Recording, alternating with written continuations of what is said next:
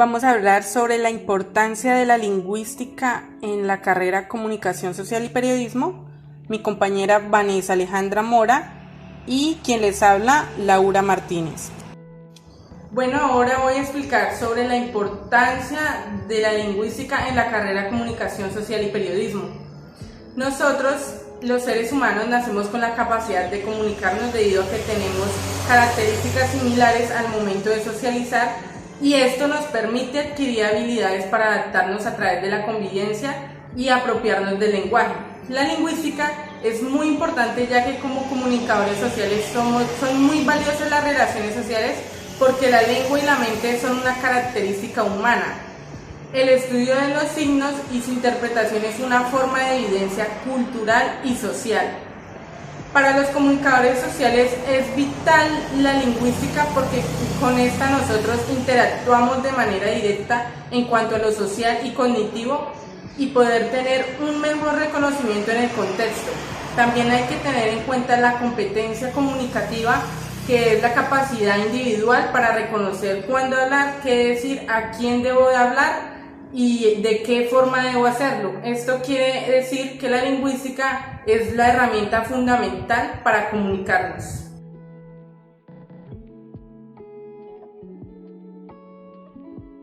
El texto sea comprensible y se pueda identificar el tema que aborda, es necesario que su construcción interna presente dos elementos cruciales: la coherencia y la cohesión. Observa la siguiente oración. Carlos fue a la playa, llevó su poncho y sus guantes. ¿Poncho y guantes a la playa? Seguro te has dado cuenta que esta oración no tiene lógica, es decir, no es coherente. Entonces, ¿qué es la coherencia? Pues es un recurso lingüístico formal que tiene la finalidad de organizar el texto de manera tal que las ideas presenten conexión entre sí para entregar un mensaje claro. Para que un texto tenga coherencia, debes tener en cuenta lo siguiente: que las ideas no se deben contradecir, que las ideas deben ser claras y precisas, y que las ideas deben tener una relación entre sí. ¿Cómo saber si un texto es coherente? Pues si puedes responder a la pregunta de qué se trató lo que leí, entonces sí había coherencia en el texto.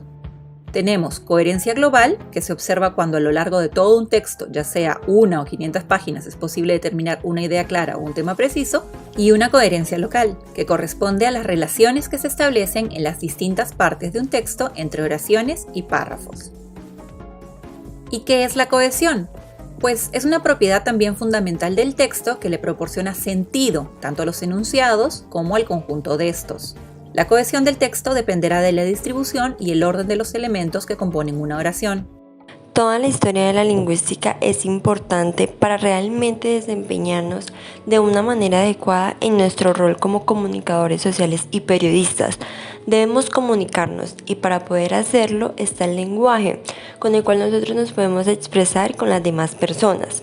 Muchas veces uno suele escuchar: no, pero ¿para qué estudiamos las teorías o los procesos que han investigado para llegar a comunicarnos, como la lengua? Si eso ya lo hacemos, eso ya no es importante, porque con la práctica eso ya es rápido. Pero se necesita de ambas, porque son un equipo, las dos se complementan. Es como cuando una persona va de guía de turista y no se sabe el recorrido o lo que va a decir durante el viaje. Hay que tener unas bases y conocer el tema y afianzarnos. Lo mismo pasa a la hora de ejercer nuestra profesión. Por eso es que quiero hablar de la historia, todo lo que ha transcurrido hasta el día de hoy. Quiero hablar iniciando sobre lo esencial, el lenguaje, que es la facultad que poseemos nosotros los seres humanos de expresarnos y comunicarnos mediante sistemas que no se reducen a las palabras ni a la utilización oral o escrita, sino que abarca conjunto de signos.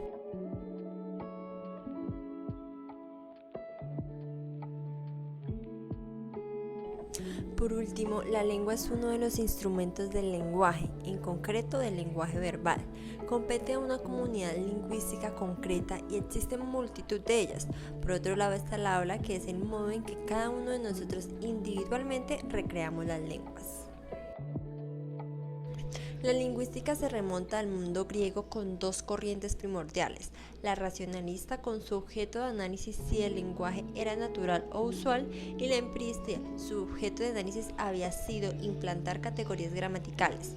Fueron los primeros en reconocer la lingüística como una rama separada de la filosofía. Distinguieron el símbolo, el sentido, el criterio de la mente y el significante y la forma del criterio de la mente. A lo largo de la extensión del imperio, dando como consecuencia la extensión del griego, su inquietud había sido interpretar textos tradicionales griegos, la construcción de institutos de educación donde se preservaría el griego, la construcción de la gramática griego bajo la autoría de Dionisio de Tracia. Se define el término como la parte pequeña de la sentencia y determinan las piezas de la frase de esta forma: nombre, verbo, participio, artículo, pronombre, preposición, adverbio. Los romanos, con una gigantesca predominación griega a lo largo de la ocupación de su imperio sobre Occidente, expandieron la lengua oficial del imperio, el latín. En esta etapa se traducen textos griegos al latín.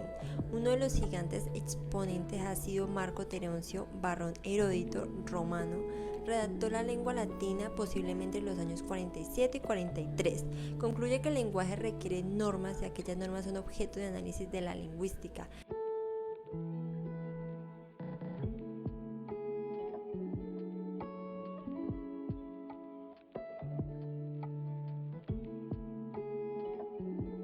Novedosas palabras a partir de la modificación fonética y de la modificación del sentido. Hace un análisis morfológico de la sentencia.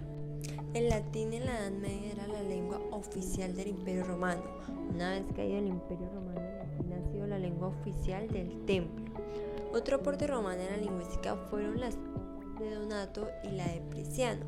Se sustentan en la aplicación de categorías y terminología del griego al latín tradicional, que incluye pronunciación de sonidos y de creación de sílabas. Las obras de dichos escritores de la Edad Media fueron relevantes para la educación del latín. En la era del Renacimiento carolingio, la obra de Prisciano ha sido la base de la educación gramática. La gramática se consideró como un medio para relacionar el lenguaje con la mente humana.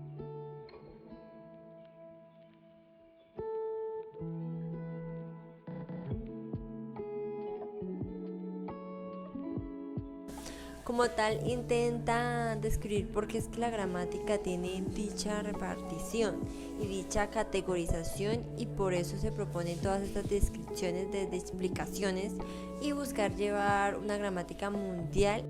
Es importante la gramática generativa. En pocas palabras nos habla de la competencia del hablante y oyente, y está constituida por el conocimiento de unos signos y unas reglas que permiten la combinación en las oraciones, y para esto pues se puede entender perfectamente todo este tipo de combinaciones.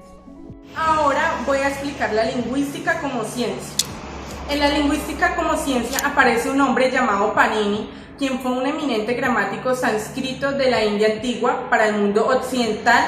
La filosofía griega, que buscaba crear una teoría del conocimiento, y la retórica, que llevaba a la excelencia en el habla pública, fueron los detonantes para preguntarse: la epistemología y arte para los griegos y exégesis religiosa para Panini. Si hablamos de la lingüística como ciencia, es que significa que se apega al método científico, el cual es una forma ordenada de creación del conocimiento y consta de varios pasos. El primero, observación del fenómeno. El segundo, lectura y ponderación de estudios anteriores. Y por último, formulación de hipótesis, experimentación, creación de teorías y entre otros. La lingüística como ciencia es la que se encarga de estudiar la lengua, y de ella se abordan tres aspectos: el origen, la estructura y la evolución. Estos tres aspectos se analizan desde dos visiones: diacrónica, que es cuando se tiene relación con la evolución de un hecho, fenómeno o circunstancia a través del tiempo, y sincrónica, que se refiere a que sucede al mismo tiempo. En primer nivel está el fonético, que es el que estudia los sonidos de las letras, las combinaciones de ellas y las palabras completas. En el segundo nivel está el morfosintáctico, que estudia las formas de las palabras y cómo estas forman oraciones. En tercer nivel está el léxico, que estudia las palabras, de dónde vienen y cómo adquieren su significado de acuerdo al contexto. Y para concluir está el semántico, que estudia el significado de las palabras y el propósito de los textos. Bueno, ahora voy a explicar el signo lingüístico. Los seres humanos utilizamos el lenguaje para comunicarnos y esto es posible mediante un sistema establecido. Cuando hablamos de signo lingüístico, debemos señalar que este interviene siempre en la comunicación verbal. Por lo tanto, podemos decir que un signo no es más que una representación de la realidad a través de una palabra o un sonido en específico. Las partes del signo lingüístico son significado y significante. Significante, que es la imagen física del signo. Esto quiere decir que el signo aparecerá escrito y tendrá morfología propia. Y el significado, que se trata de la imagen que se crea en nuestro cerebro. Entre los autores más destacados de la lingüística moderna está William Labov. William Labov es un lingüista estadounidense considerado por muchos como el padre de la sociolingüística, la rama del estudio de las lenguas que se centra en la influencia que los diferentes aspectos de la sociedad tienen en ellas. Otro autor es Michael Halliday, quien nació en 1925 en abril. Es un lingüista inglés destacado por ser el creador del modelo de gramática sistémico-funcional. Otro de los autores conocidos es Jacobson. Jacobson fue uno de los primeros en propulsar el análisis estructural del lenguaje, y este método se extendió a otros campos de las ciencias sociales. Sus aportes en el área de la fonética y la fonología también fueron de suma importancia para la lingüística. Noam Chomsky. Noam Chomsky es algo así como el rockstar de la lingüística actual. Es uno de los científicos con vida más conocidos y respetados en el mundo, y ha sabido salir de la lingüística para opinar sobre variados temas actuales de política y sociedad. Fue el que impuso la teoría que sacudió los cimientos de la lingüística, como la gramática generativista. Chomsky sostiene la existencia de una gramática universal innata al cerebro humano, en lugar de una adquirida del entorno. Ferdinand de Saussure. Ferdinand de Saussure nació en Ginebra el 26 de noviembre de 1856. Estudió latín, griego y sánscrito. Saussure es considerado por muchos como el padre de la lingüística moderna. El curso de Lingüística General, publicado por sus alumnos Charles Bailey y Albert Schwarzschild, y a partir de sus apuntes del curso del mismo nombre impartido por Saussure, es uno de los títulos más importantes de la lingüística moderna.